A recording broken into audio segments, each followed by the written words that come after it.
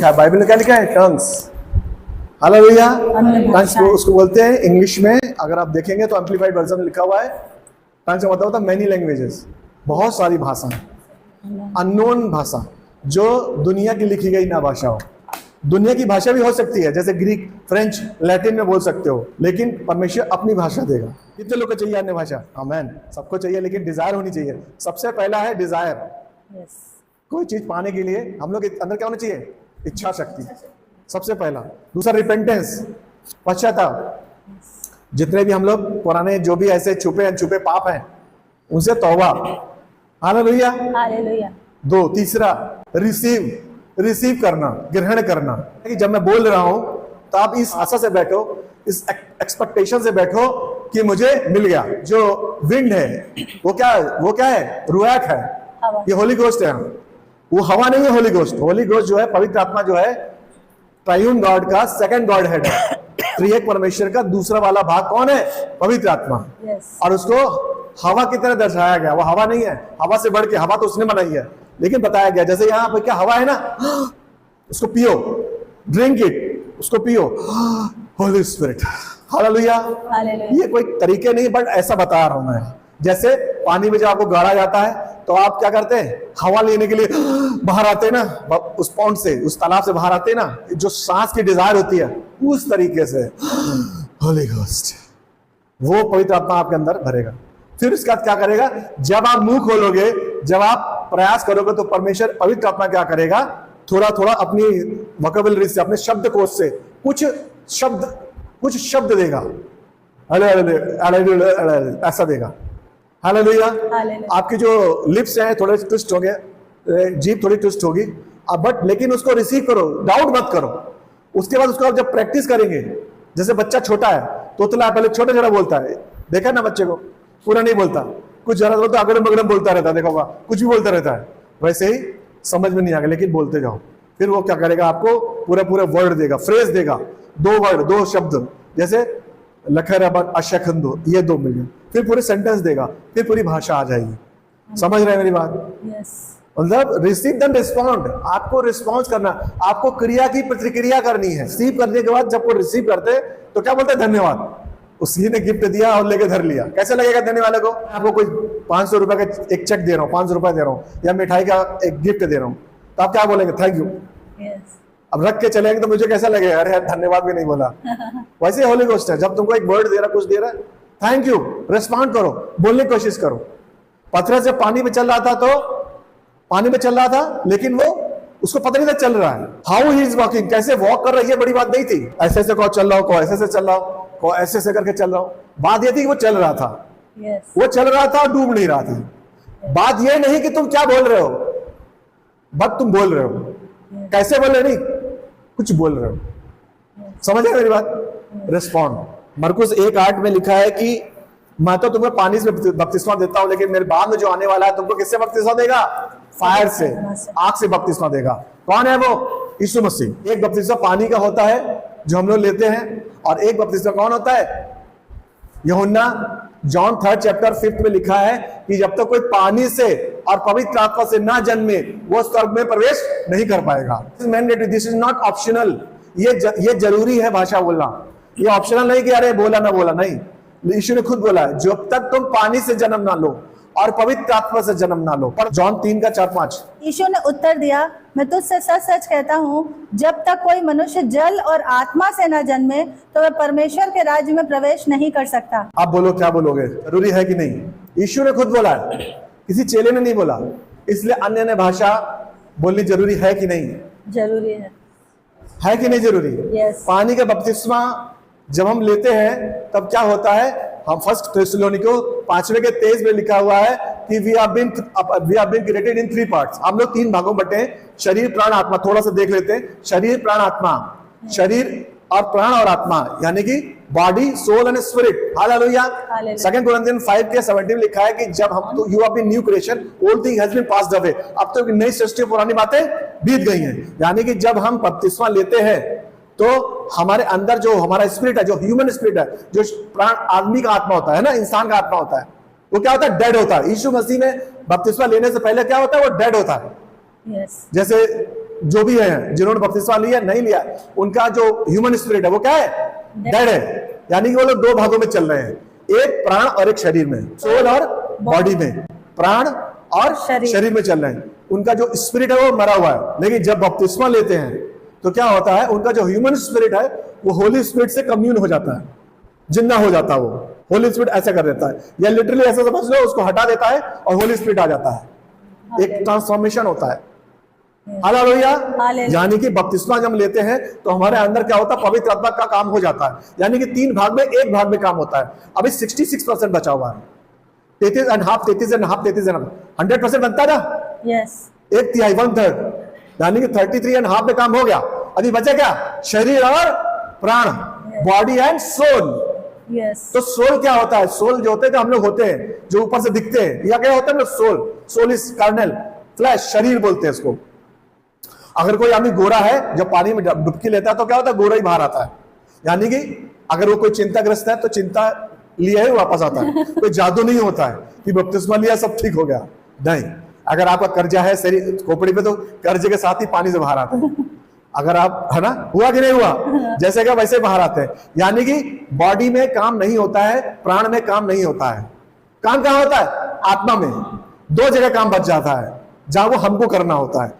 जो एक होता है सोल, प्राण, और एक होता है बॉडी, शरीर, है ना? यस। तो इन दोनों की कहानी चलती है जिंदगी में।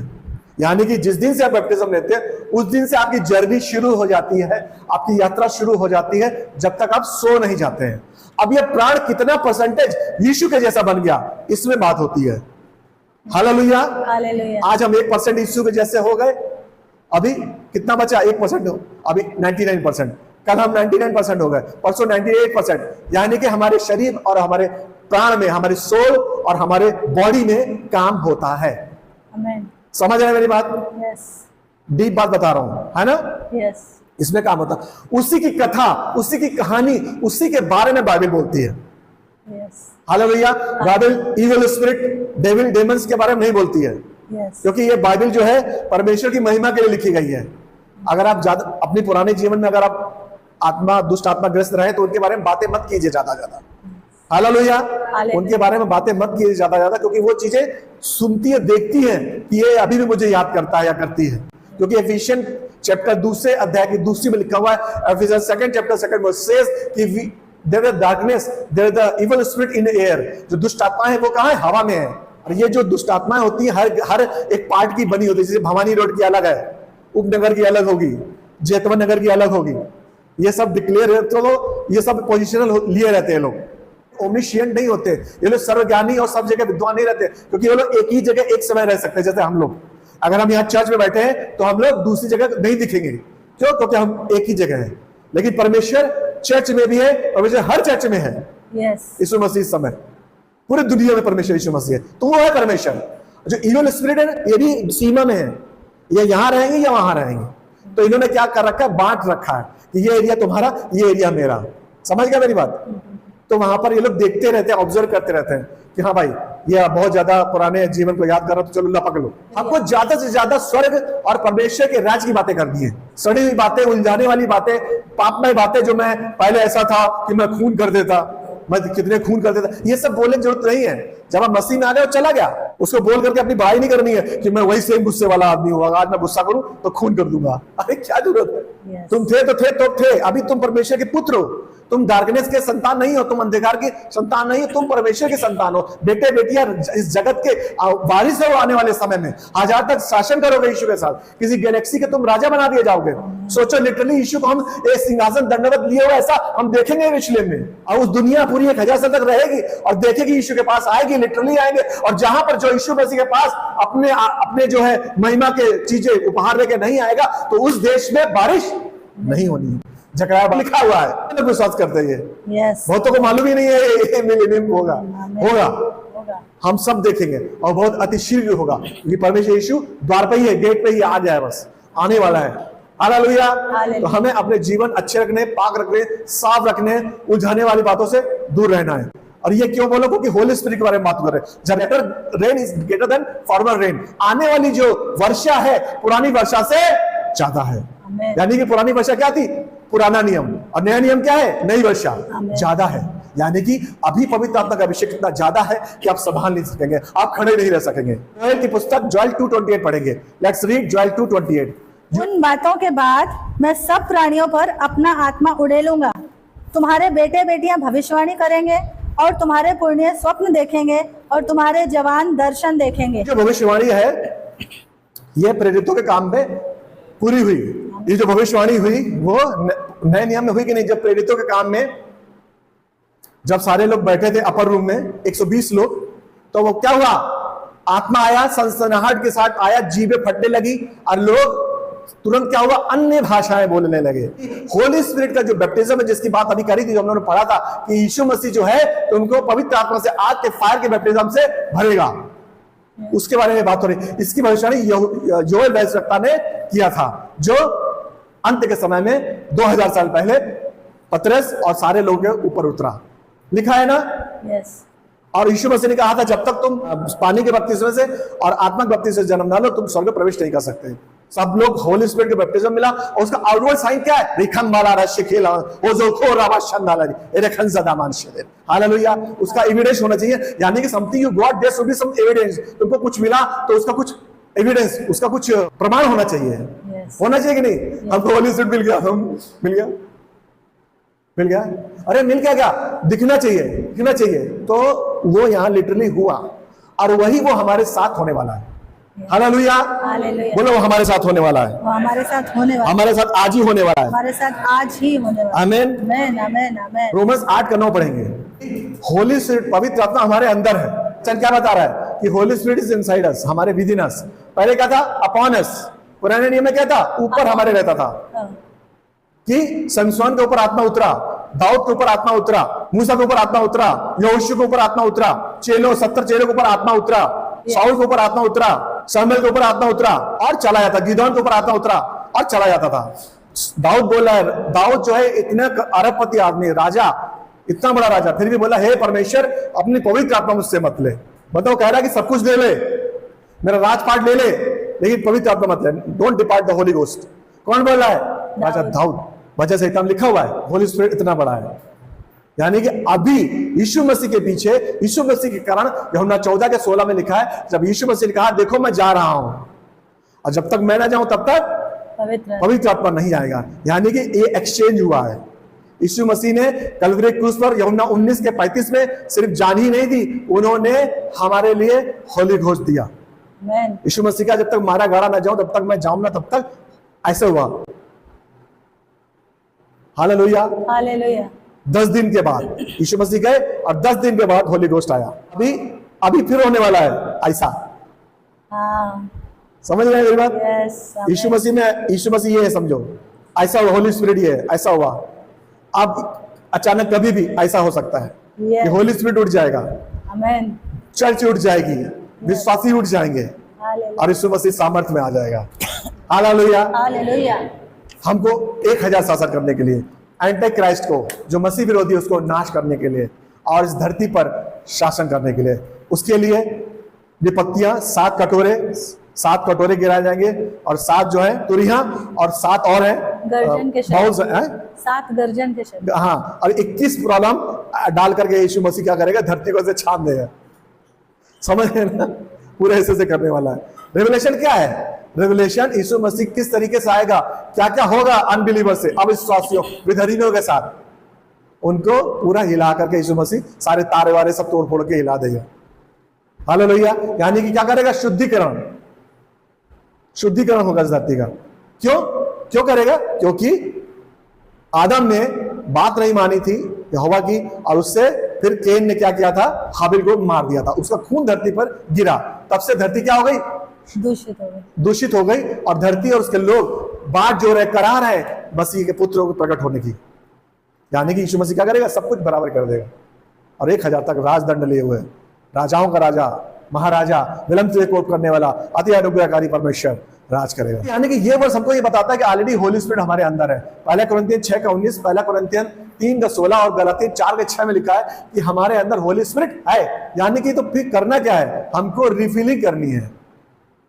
जैसे अभी ये मोबाइल है, अभी हम लोग खरीदते हैं, बराबर खरीदते, इसमें सिम डलवा लेते हैं सिम डलवा लेते हैं तो क्या होता है, ये लाइव हो जाता है विदाउट सिम। ये जो मेरा फोन है सिम नहीं पड़ा हुआ है, यानी कि इसमें कोई कॉल नहीं आएगी, है ना। Yes. ये डेड है, सिर्फ इसके लिए यूज होता है।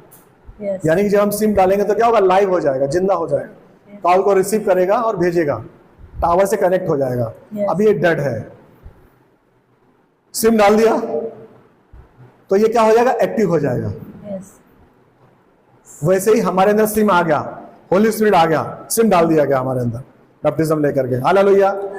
उसके बाद जो है 1 महीने के बाद, 2 महीने के बाद, 3 महीने के बाद आप क्या करते हैं, रिचार्ज करते हैं, टॉप अप करते हैं, नहीं करते? Yes.